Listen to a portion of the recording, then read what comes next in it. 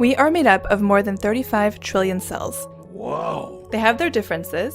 Some are brain cells, some are skin cells, others are intestinal cells. But despite these differences, they have a common lineage since they all came from one single cell. The process by which one cell makes 35 trillion cells that do everything from digesting food to killing pathogens and creating memories is a complex one. But understanding this process is helping scientists treat disease. One example is diabetes, which affects about 10% of the US population. Scientists at the Harvard Stem Cell Institute are making diabetes and metabolic disease a primary research focus. Diabetes is caused by the loss of functional beta cells.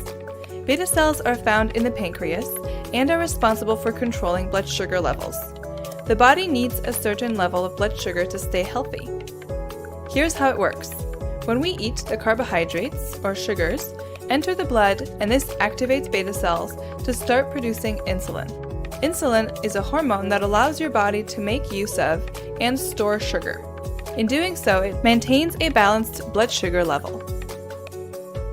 Beta cells respond to blood sugar levels similar to a thermostat.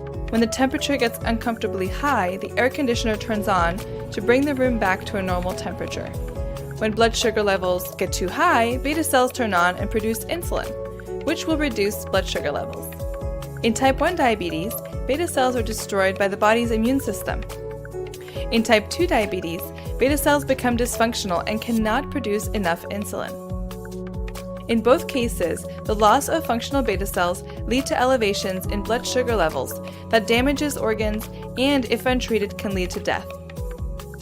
At present, diabetics inject insulin with a syringe or pump, but providing insulin by that means is nowhere near as exact and effective as having functional beta cells. To treat diabetes, scientists are trying to replace the missing or dysfunctional beta cells. To do this, they have turned back the clock to the time when we were all single cells to understand how beta cells are naturally produced.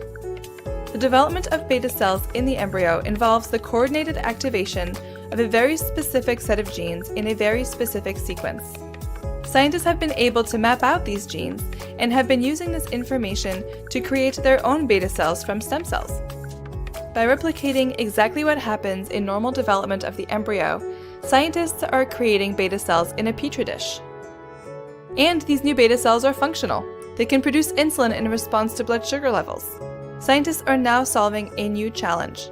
How do we introduce these cells into the body and keep them alive? One challenge is to protect them from the immune system, which is responsible for killing